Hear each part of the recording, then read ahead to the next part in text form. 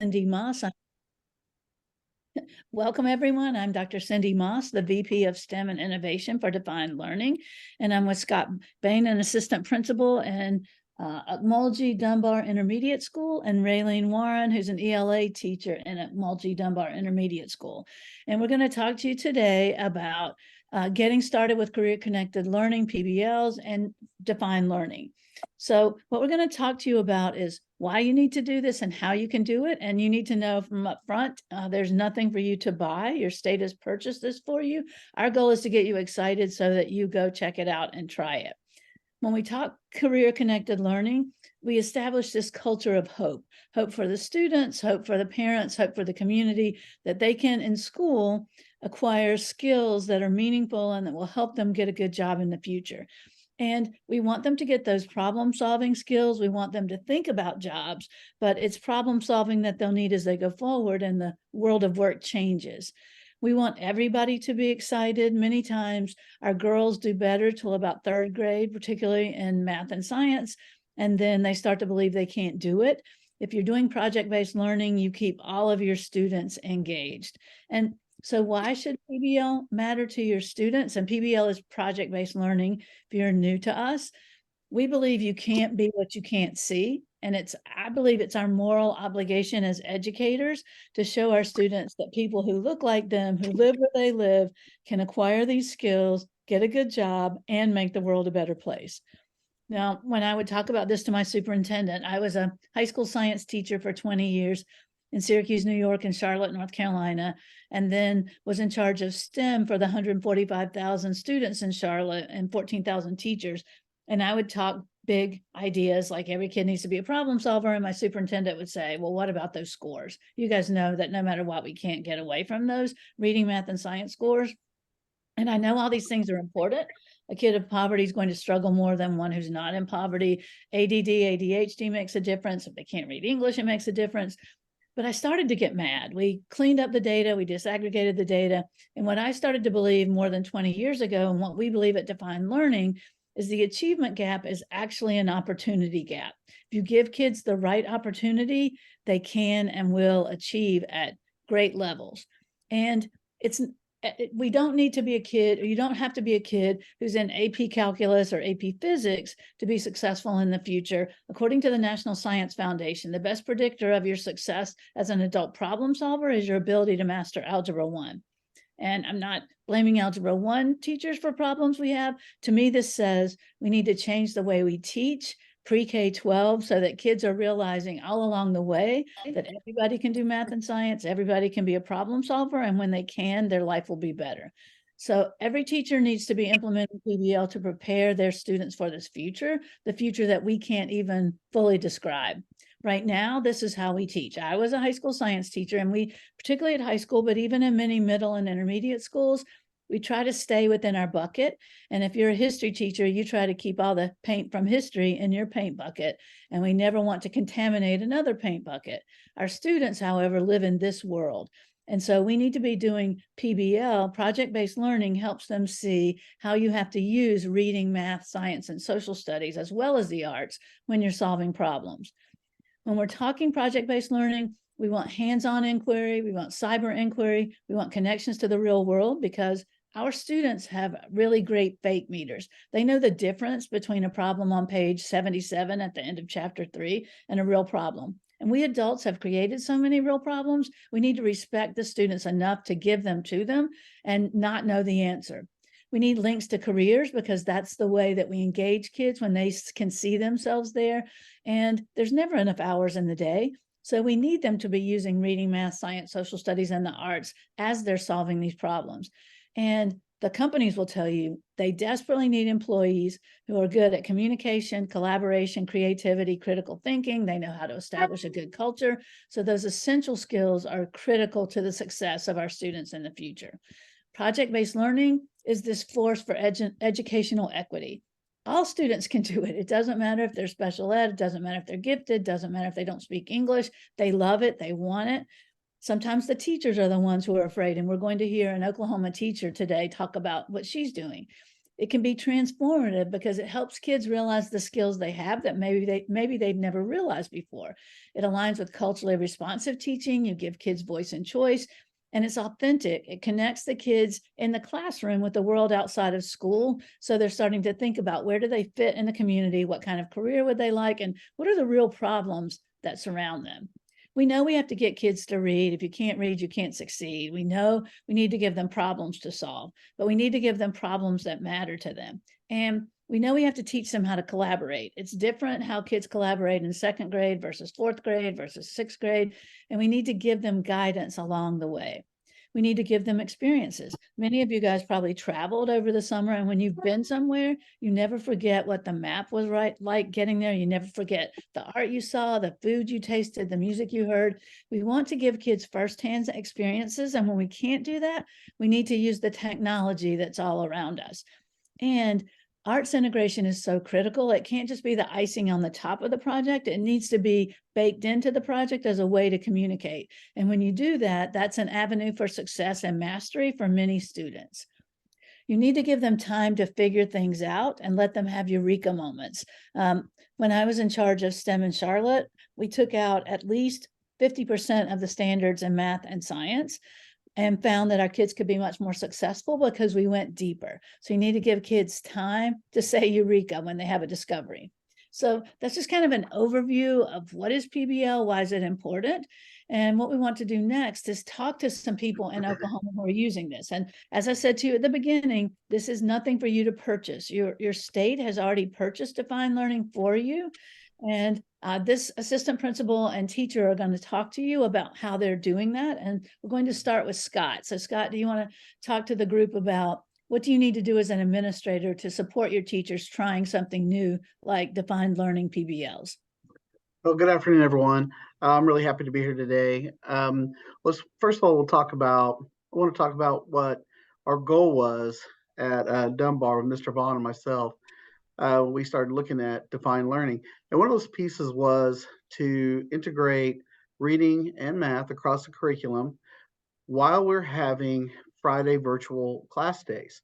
And so that was a real challenge. We started looking at Defined Learning early on, got in touch with them, had conversations with them, actually did a practice module ourselves.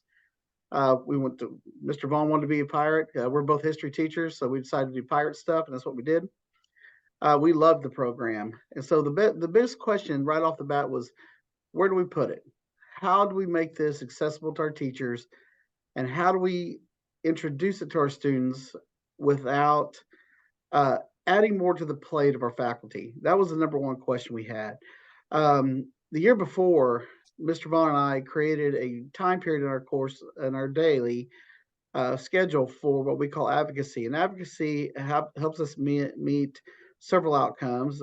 We want our students to have a champion, a teacher in the class, in our school that they can reach out to and talk to. And we wanted to have an ability to work on character education at the same time. And so we created advocacy as a model for doing that. And it happens at the end of our day. And so when we were deciding when we could implement this, we decided to put it in our advocacy. And to do that, we talked to our teachers, introduced them to Defined Learning, and told them the first thing we want to do is we want everybody to do this together. Start a module, get with your students, pick a module you'd like, work on it, and throughout the week, one little piece a week, because these modules are based could be like 3 to 4 day little PBLs to work on. And so our teachers picked one. Our teachers, our fifth grade students, they picked some, and they started working through it. And at the end of that time period, then we said, all right, now let's try putting it in place to where they can work on it, some at school and then some at home. And we'll do a few modules that way until the kids really get the grasp of it. And then we'll cut them loose, say, around Christmas time, which should be about right now, and start assigning them there through our Google Classroom. And by the way, Defined Learning does play well with Google Classroom. So if you're using that platform, you can send that out to your students that way. Now, some of you are probably like, well, we don't have an advocacy time, so we don't know if that works out. Well, that's true. However, the modules are based off of OAS standards. So you can pick, like your science teachers can pick a project for your students to do that emphasizes a particular standard you want them to work on. And the beautiful part about it is that as her illustration showed earlier, it's not just a bucket of science. It has history and writing and reading and research and scientific data for the kids to go through to create a product. And so we just decided to do this as a way to have an additional piece within our advocacy, a learning, an academic piece, not just social emotional stuff, and building those relationships with her. Very key and very important to our school. But to have that key piece on our Fridays for our kids to really engage and use their brains and work on PBL instead of just other assignments that can be sent out and missed. So, and the beautiful part about it is when they get done, they have their artifacts to show, and so when they complete an assignment, they complete their module, they have an artifact. They present it to each other in the advocacy classroom. So we're hitting a lot of check marks, like getting kids to speak to each other, getting them to work together, getting them to solve problems, getting them to use math, English, across the curriculum, and more importantly, presenting to, having that piece to where they get comfortable working with each other, solving those problems, and making a product for everybody to see. And at this point, I'm going to turn it over to Miss Warren, our fifth grade ELA teacher, who did a wonderful job piloting this out into our fifth grade classrooms. And by the way, if you're wondering, yes, we did pilot this out through fifth, sixth, seventh, and eighth grade. And Miss Warren has been really key in helping us push this out through our school. So I would really love to give her the opportunity to explain to you guys what she did and what she continues to do in her classroom. So, Miss Warren, when you're ready. And Miss Warren, I will Yes. Hey guys. I'll forward the slides for you. Do you want me to go back to, yeah, okay. So I put together a slideshow to kind of show everybody what we've been doing in the classroom.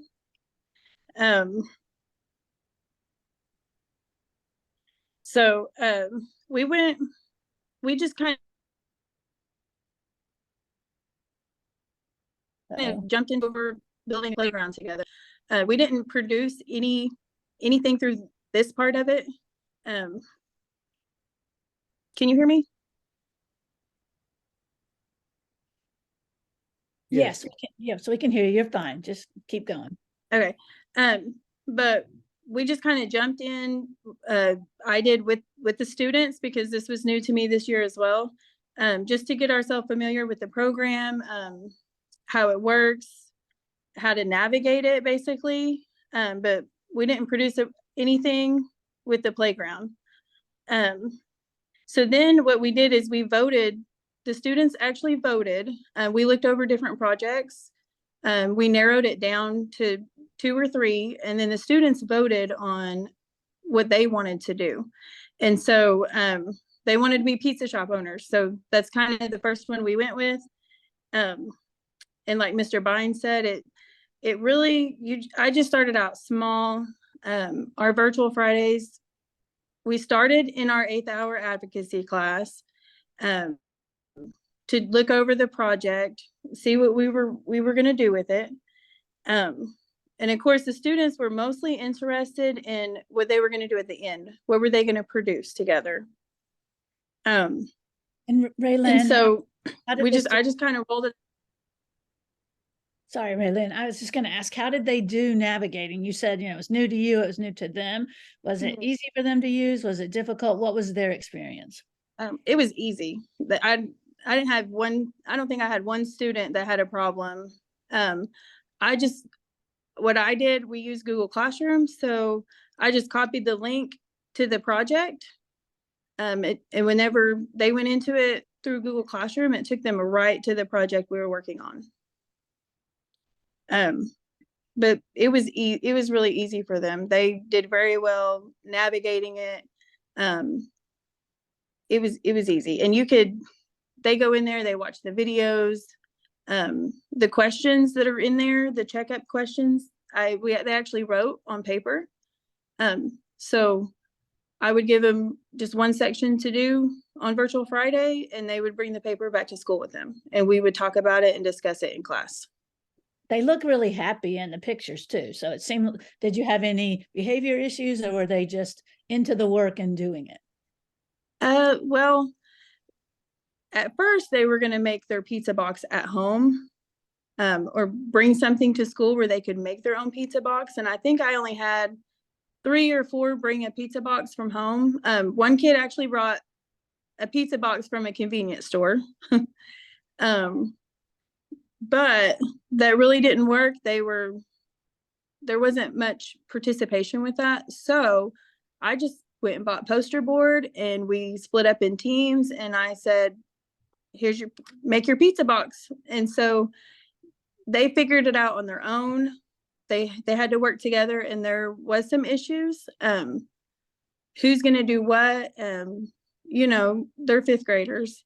So they had to learn how to work with their team members. So there was some issues there, but in the end, they learned how to work together, and they actually created more than just a pizza box, which there's pictures later. So here's some examples of their work. They had to research where pizza came from. So the research part's in there. They learned about the history of pizza. They learned what restaurant owners need, how to be successful. And here's just some of their work that I wanted to share with you all. And then they would bring it to school and share their work with the class. And then during the project, so the independent part was them answering some questions and doing research at home. And then during class, they shared their ideas with each other. They created their boxes together. And I was very impressed because not only did most of the teams make a pizza box, but they made it their own business. They made menus, they made pizzas that go in the pizza boxes. And which what I really like about this program is it's very flexible. You can differentiate it however you need. And so there's an example on this page, how we integrated math. They obviously, these answers are not right, but I just wanted, for an example, this is what we did in class. They measured their pizza boxes, and they had to, I think on the actual project, their measurements was a little different. So I changed that to go with what was my students, I felt what they could do as far as the measurement part of it. Raelene, did you use the rubric that comes with defined learning, or did you have your own way to assess their learning? Well, I looked over the rubric, but like I said, I think on this project, it was to use, the measurements were different on there. So I changed them for my class. And of course, this is great for assessing their math skills as well, because apparently the group that did this one, they don't know how to do it. So that's something that the teacher can assess or evaluate while the students are doing the project.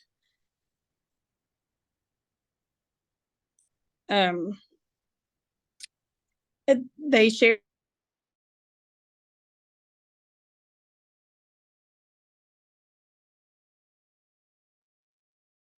I lost her. Did you guys lose the sound? Yes, I cannot hear her right now.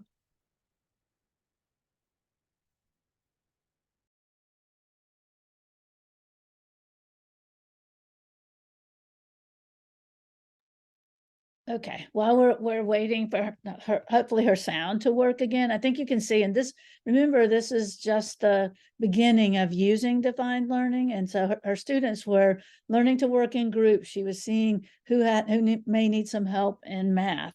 She was learning lots of things about her students, and she learned that they couldn't do them at home. Scott, you were going to talk about that as an administrator. Now that she started going through this, what are some things you think administrators need to do to support their teachers as they implement PBL? Whoops, Scott, are you there? maybe we lost them all at Mulgi. While we're waiting for it, I thought this was really wonderful that Raelene had created how defined learning benefits her and her students. And Katie, there were some questions, I don't know if you answered them in the chat, about how do they access defined learning. There are people asking how they get it. Just know that you guys all have access to this. Your State Department has paid for it for you. So Katie, do you want to speak, or do you want to put that in the Sure, chat? I'll actually, in just a second, I can put in the chat, and then with the recording that we send out after this, we will have all of the access information. So it's just as easy as filling out a form, meeting for just a few minutes to talk about. I know Mr. Bein had mentioned that we pair with Google, but we do work with any of your learning management systems. So we would just need to meet for a few minutes to talk about what would be the best way for teachers to access. And then you're really up and running within 24 hours. And we do offer complimentary 30-minute webinars for all of your teachers to get up and running, and then ongoing support. So we are always at the ready to get your school or your district their access that they already have. And if you look at this slide that Raelene created, she really likes that she can differentiate. She's teaching 5th grade ELA. She can modify lessons. When you access this, you have access to K-12. So if you have some students who need to be challenged, you can make it at a different level. If they need support, you can make it at a lower level. We do have STEAM projects that tie things together, but every one of the projects, whether you're looking at a high school chemistry project or you're looking at a 2nd grade class project, will have literacy in it along with something else. So you can look and see how you can tie content together. It's very engaging. What we see across the country where we're doing this is all kids get excited about the opportunity to do this. They get to touch things, they get to work with their friends.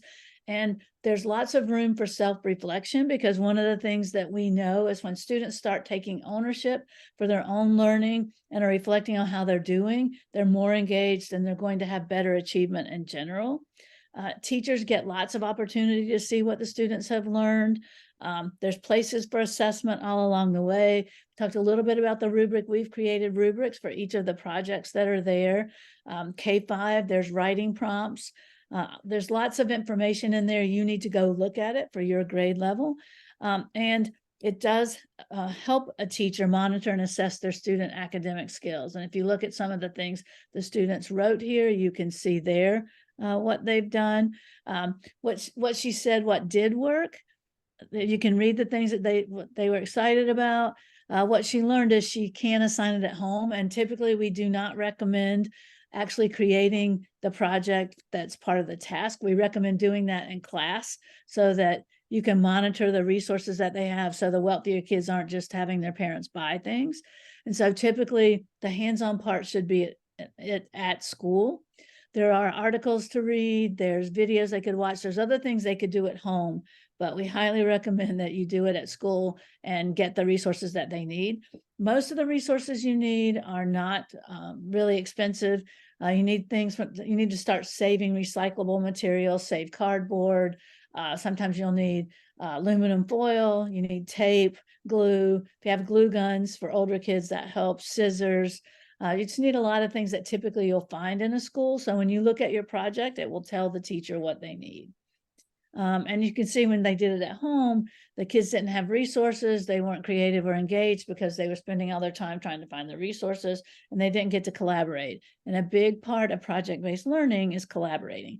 Project-based learning is a learning strategy, a pedagogy that was developed in the 50s, started in engineering school and medical school, because they realized having students memorize formulas or definitions meant nothing if they couldn't apply it. So project-based learning has been out there for a long time. It's now very popular K-12. And what we see is it's the best way for kids to learn. They get excited about learning. You have no discipline problems. And we see kids being accelerated. When I did this in Charlotte with our 145,000 students, we started in our Title I schools. And the first year after training our teachers, we went from about 20% of the kids on grade level in reading, math, and science to over 50%. And then it took us 3 years to get in all 189 of our schools. When we started, we had a 37-point gap between the rich kids and the poor kids. By the end of the third year, when it was in all the schools, that gap went to 7. And we won something called the Broad Award, considered the Super Bowl of urban education for decreasing that achievement gap. So I know personally that it really does work. And this is Miss Warren. I don't know if she got back. Raelene, are you back? I think they're having some technology issues. So let's look and see if you have any questions. Okay, I think I'm back. Oh, you are back. welcome. Okay, well, I will go back to your slides. I kind of talked through things, but let me go back so you can, all right, this is where we were.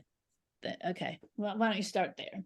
Okay, so on here, like I said earlier, the lessons, you can modify them, or differentiate them to fit your students' needs. STEAM, that was a big thing. It reaches every subject area and more. So, I mean, the students were, like I said, I don't know if you heard me earlier, but not only did the teams make their pizza boxes, but they were very creative. They made a menu. They took the whole owning a pizza shop and made a menu out of it and everything.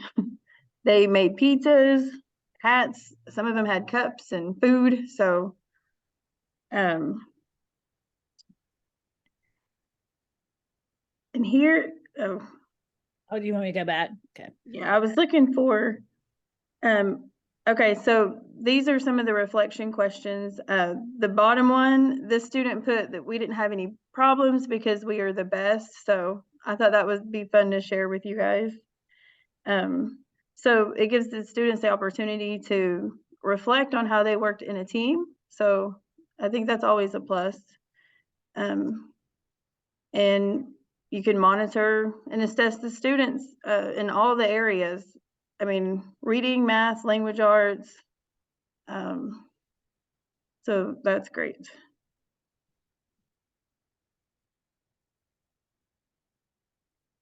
Okay, so here is kind of what worked for my class, what didn't work. The students really enjoyed being in charge of their own project. And so they, I think that's what they were most excited about. I wasn't right there saying you have to do this or you have to do it a certain way. They got to choose how they wanted to do it as a team. And they really were really excited to showcase their own work and, you know, the effort and their own skills and what they put into their project. And so what didn't work, our students, they really don't have the resources at home to make their own pizza boxes. Most of them brought a box that was already made. But they were really plain. They really there wasn't much creativeness. But when they worked as a team, they were able to be more creative, and they actually made their own boxes, and they had to work together. So it was very engaging.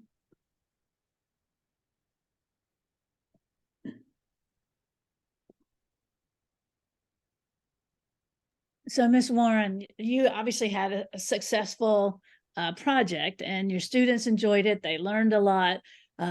And you gave people advice along the way. What would you say to principals? What kind of support should principals do to get their teachers to take a risk and jump into something new like a defined learning PBL?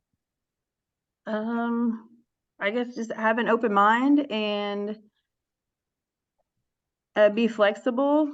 It's really fun, actually, once you just jump in and you just start getting into it and doing it with your students. It's actually really fun. And so I learned a lot about my students through doing this project with them.